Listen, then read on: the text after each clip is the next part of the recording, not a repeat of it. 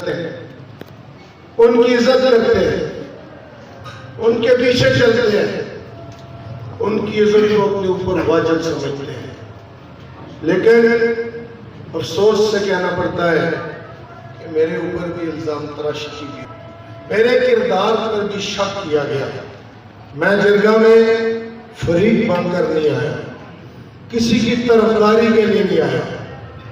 میں تھانے والی مسجد میں نماز پڑھ کر نکلا تو میں نے فیس بک پر یہ لڑائی والی ویڈیو دیکھی تو مجھے اس بات کا بہت دکھ ہوا کہ اللہ کے گھر کی بے حرمتی کی گئی اور شہر میں کسی بھی سیاسی، سماجی، کسی مذہبی شخصیت کو 18 ماہ سے جاری اس تنازع میں اپنا کردار ادا کرنے کی توفیق نہیں ہوئی. مجھے افسوس سے یہ بات کہنی پڑتی ہے. میں نے اس جرگہ میں اپنا کردار ادا کرنے کی کوشش کی. میں انتظامیہ کے پاس گیا، میں نے گزارش کی کہ میں اس تنازع کے لیے وقت دوں گا، اپنا کردار ادا کروں گا. میں نے اپنے ڈیرے پہ جرگہ رکھا 20 نمبر جمعے والے دن 2 بجے بعد از نماز جمعہ جب جرگے کا آغاز ہوا، میرے اوپر یہ الزام لگایا گیا کہ قاری زکریا صاحب کہ مجھے جرگے پہ پریشرائز کیا گیا. جرگے میں 10 علماء کرام زادی زکریا صاحب کی طرف سے پیش ہوئے، 10 اہل محلہ اور سلام برادری کی طرف سے پیش ہوئے. کوئی شخص قاری زکریا صاحب نے اپنا اختیار مفتی حیدر علی اور شعیب صاحب کو دیا.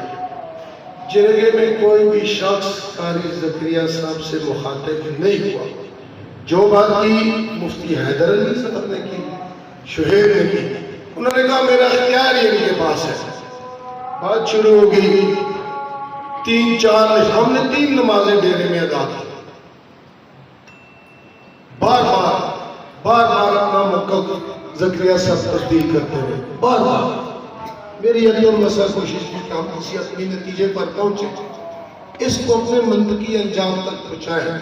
اللہ کے گھر کو شرارت سے پاک کریں، اس جھگڑے سے پاک کریں. میرا کوئی ذاتی مفاد نہیں تھا، میرا تعلق بھی اہل سنت والجماعت سے نہیں ہے، میں اہل حدیث ہوں.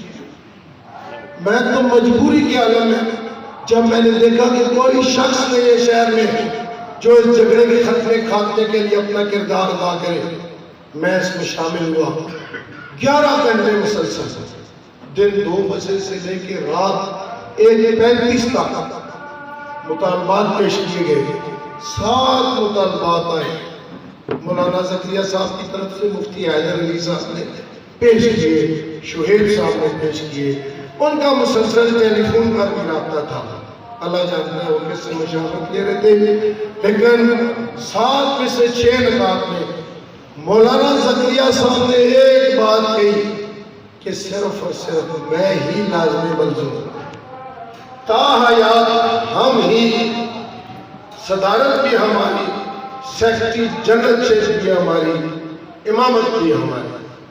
میں نے گزارش کی کہ مولی صاحب آپ 10 دستوں تک امامت کریں، لیکن اپنے مقتدیوں کے ساتھ اچھے روابط رکھیں، اچھا تعلق رکھیں، ان کے ساتھ اپنے اعتماد کو قائم رکھیں، کرائیں. لیکن آپ پر اہل محلہ اور سراف برادری جو اکثریت میں ہے اس محلے میں، وہ عدم اعتماد کا اظہار کرتے ہیں. 7 ملتی جھنڈے پہ جو ایجنڈا بھی ان 10 علماء نے طے کیا، 6 میں اتفاق ہو گیا. ہم نے مولانا مفتی عبدالعزیز صاحب جو میری معلومات کے مطابق ایک فقیر آگئی ہے، اس پہ میں نے ناشر سے کہا، میں نے کہا ممی مسئلے کا حل چاہیے، ہم نے شرارت کی طرف نہیں جانا. یہ اللہ کے گھر میں آیا دن لڑائی، یہ جھگڑے، یہ فساد، اللہ کی لاٹھی بڑی بے آواز ہے. جب وہ لگے گی تو پھر برداشت کوئی نہیں کر سکے گا. لیکن بار بار مولانا زکریا کی طرف سے ضد اور گرمی کا مظاہرہ کیا. ہر 1 گھنٹے کے بعد مولانا زکریا اپنا موقف اور اپنا فیصلہ تبدیل کرتے رہے. میں نے پھر بھی جرگہ نہیں ٹوٹنے دیا. میری یہ کوشش تھی کہ کسی طرح میں اس جرگے کو کامیابی اور کامرانی سے امکانات دوں. مجھے کسی سے کچھ نہیں چاہیے، مجھے کوئی ذاتی مفاد نہیں تھا، مجھے کوئی سیاسی مفاد نہیں تھا، میں تو اللہ کی رضا کے لیے، اللہ کے گھر کی آبادی کے لیے کوشش کر رہا تھا۔ لیکن انہوں نے کہا کہ ایک وہ طالب علم تھا جو عثمان نماز تراویح ادا کراتا تھا، انہوں نے کہا اگر وہ نماز تراویح نہیں ادا کرے گا تو میں جرگے سے واک آؤٹ کروں گا۔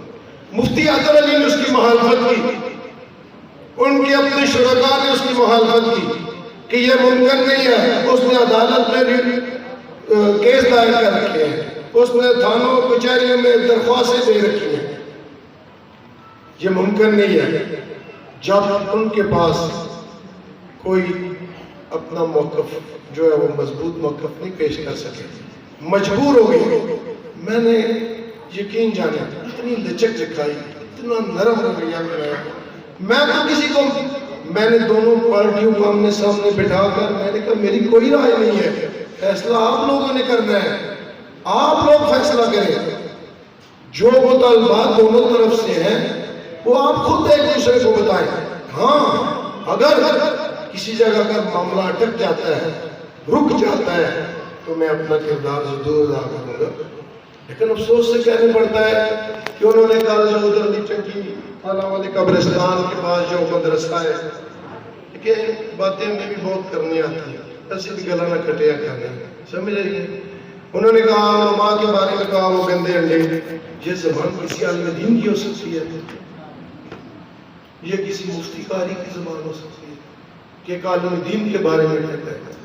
تو جب ہم کہیں گے کہ میں اعلان کروں گا ٹیکسلا شہر میں، تحصیل ٹیکسلا میں، کہ جاؤ جہاں جہاں مزاربے کے لوگوں کے پیسے ہوں میرے پاس آ جاؤ، میں تمہارے کیس دوبارہ ری اوپن کراؤں گا، نیب میں بھی، ایف آئی اے میں بھی، پولیس میں بھی۔ ہم نے تو کسی کے پیسے رد نہیں کیے۔ میں نے یہ بات جرگہ میں بھی کھڑی ہو گئی، ایک مفتی صاحب جب میرے ڈیرے پہ تشریف رکھتے ہوئے انہوں نے جذبات کا اظہار کیا کہ ہمارے مطالبات تسلیم نہ ہوئے تو ہم ڈنڈا سوٹا اٹھائیں گے۔ میں جرگے میں بیٹھا ہنس پڑا، میں نے کہا اگر میں یہاں اگر میں بھی اس کو کوئی جواب دوں گا تو معاملہ بگڑ جائے گا، جو کردار میں ادا کرنے یہاں بیٹھا ہوں وہ ادھورا رہ جائے گا، میں اپنے مقصد میں ناکام ہو جاؤں گا۔ بار بار جذبات کو ابھارا گیا، بار بار انکار کیا گیا، بار بار موقف کو بتا گیا، لیکن میں نے گزارش کی بار بار راشد سے، شیخ شاہد محمود میرے ساتھ تھے، ہم بیٹھے تھے وہاں پہ، عامر تھا، ہمیں نے کہا نہیں، ہم نے مسئلے کا حل چاہنا ہے، یہاں ہم نے نمبر سکور نہیں کرنے، ہم اپنی ذات کے لیے نہیں آئے۔ مجھے بتائیں ان کے والد مرحوم عالم تھے، ہم ان کو عزت کی نگاہ سے دیکھتے ہیں، آج بھی ان کے لیے دعا گو ہیں۔ وہ یہاں امامت کے لیے آئے تھے، یہاں ایسے امام تھے یا صدر تھے؟ پھر اگر آپ نے کمیٹی بنانی ہے آپ بنو، آپ کا بھائی بنے، ہمیں اس سے کوئی لینا دینا نہیں، لیکن اہل اللہ کو تو اعتماد میں لے لیں، آپ سے کوئی اعتراض نہ اٹھائے تو ہمیں کیا اعتراض ہے۔ لیکن آج کل ایک نیا رواج نکل پڑا ہے، یہ مسجدوں پر قبضے کرنے والا، چندے تو عوام الناس دیتی ہے، یہ لوگ کہتے ہیں جماعت مسجد اور مدرسہ میں جماعت اور مسئلہ کے نام ہونا چاہیے، کسی فرد واحد کے نام نہیں ہونا چاہیے، اس چیز کو میں برملا۔ مجھے یہ بات انتہائی دکھ سے کہنی پڑتی ہے کہ آپ عالم دین تھے، قاری زکریا نے ایسی زبان استعمال کی جرگہ کے اندر جو انتہائی قابل مذمت ہے، لیکن میں نے برداشت کی، پہلے نے ٹوکا، اس جرگے میں ان کی ذاتی حیثیت سے بات کرنے کی کوشش کی گئی، میں نے ان سے ریکویسٹ کی، میں نے کہا نہیں، ہم یہاں بگاڑ پیدا کرنے نہیں آئے، ہم فساد ڈالنے کے لیے نہیں آئے، لیکن وہ 5 کا ٹولہ وہ فساد پھر عرض پھیلاتا ہے، ان کا اور کوئی ایجنڈا نہیں ہے، کیونکہ ان کے مفادات مشترک ہیں۔ آج ٹیکسلا کی کتنی مسجدوں میں انتشار ہے، امام اور مقتدیوں کے درمیان لڑائی ہے، یہ تو امام صاحب کا کام ہے نا کہ اپنے مقتدیوں کے ساتھ اچھے محبت رکھیں، اچھا تعلق رکھیں، وہ ان پر اعتماد کا اظہار کریں، امام کی عزت نہ کریں تو نماز نہیں ہوتی۔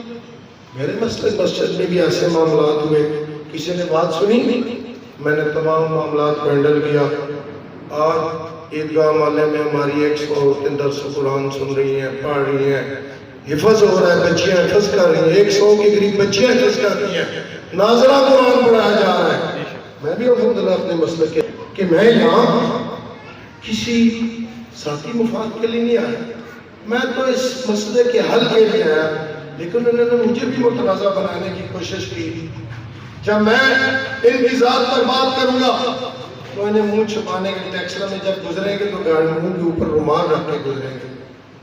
جب میں یہ سوال اٹھاؤں گا کہ مزاربہ کے کروڑوں روپے ہڑپ کرنے والے کے پیچھے نماز ہوتی ہے کہ نہیں ہوتی، مجھے عوام الناس، مجھے میرے شہر کے لوگ یہ جواب دیں تو پھر آپ کا حال ہوگا کہ آپ منہ چھپاتے پھریں گے۔